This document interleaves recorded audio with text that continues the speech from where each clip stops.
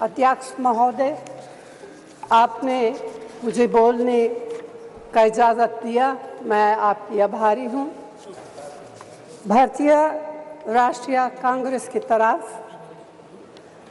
मैं नारी शक्ति बंधन अधिनियम 2023 के समर्थन में खड़ी हुई हूँ।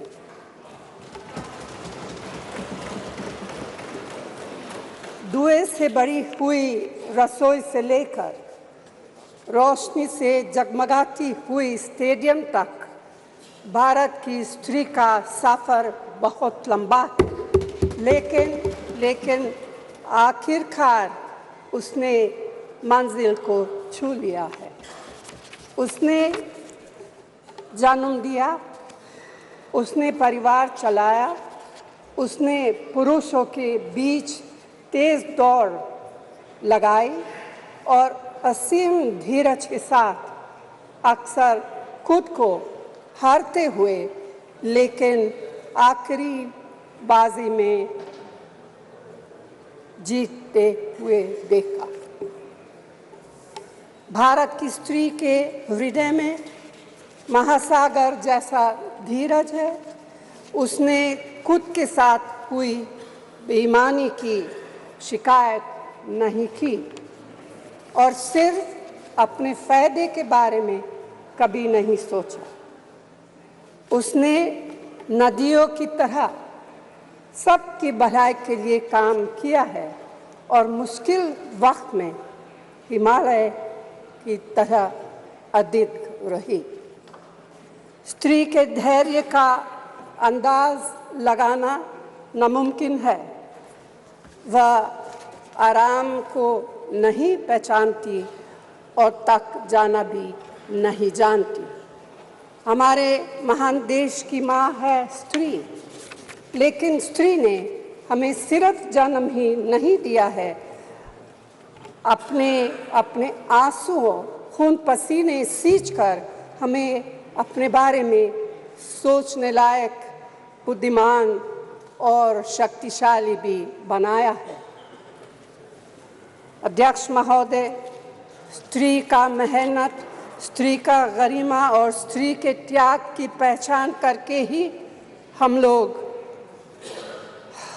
मनुष्यता की परीक्षा में पास हो सकते हैं। आज़ादी की लड़ाई और नए भारत के निर्माण के हर मोर्चे पर स्त्री पुरुष के साथ कंधे से कंधा मिलाकर लड़ी है। वह उम्मीदों, आकांक्षाओं, तकलीफ़ों और घर गृहस्थी के बोझ के नीचे नहीं दबी।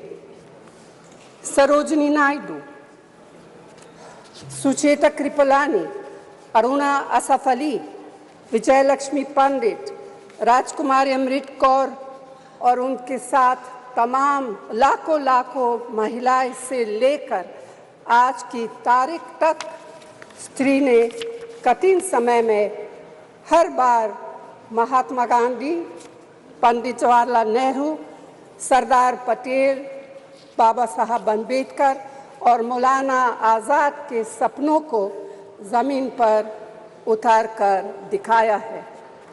इंदिरा गांधी जी का व्यक्तित्व इस सिलसिले में एक बहुत ही रोशन और जिंदा मिसाल है। अध्यक्ष महोदय, खुद मेरी जिंदगी का यह बहुत मार्मिक क्षण है। पहली दफ़ा स्थानीय निकायों में स्त्री की भागीदारी तय करने वाला संविधान संशोधन मेरे जीवन साथी राजीव गांधी जी ही लाए थे। उन्होंने लाए थे, जो राज्यसभा में 7 वोटों से गिर गया था। बाद में प्रधानमंत्री पीवी नरसिम्हा राव जी के नेतृत्व में कांग्रेस सरकार ने ही उसे पारित कराया।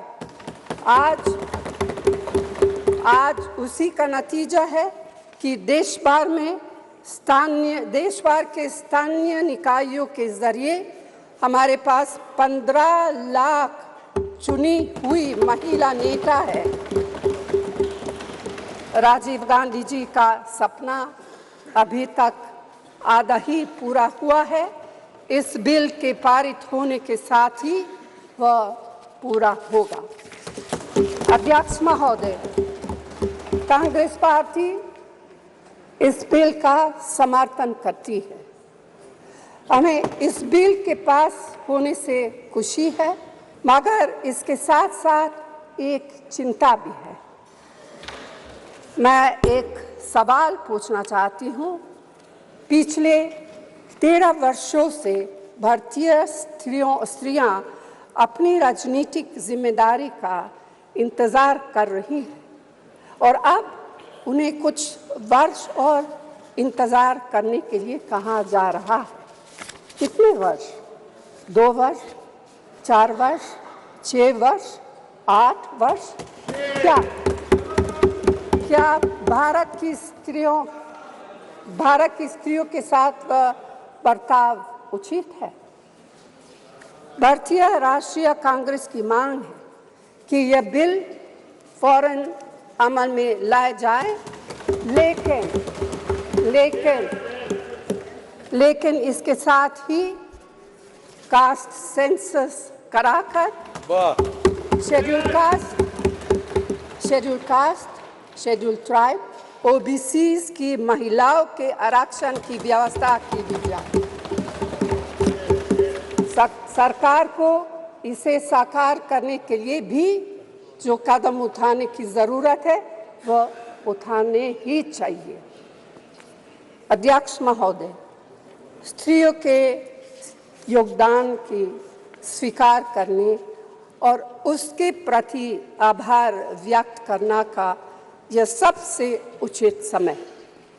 इस बिल को लागू करने में और देरी करना भारत की स्त्रियों के साथ घोर नाइंसाफी है।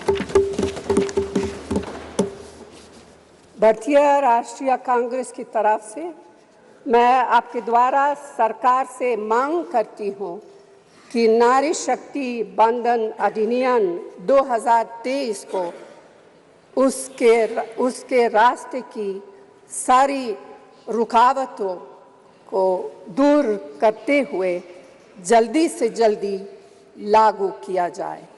ऐसा करना न सिर्फ ज़रूरी है बल्कि संभव भी है।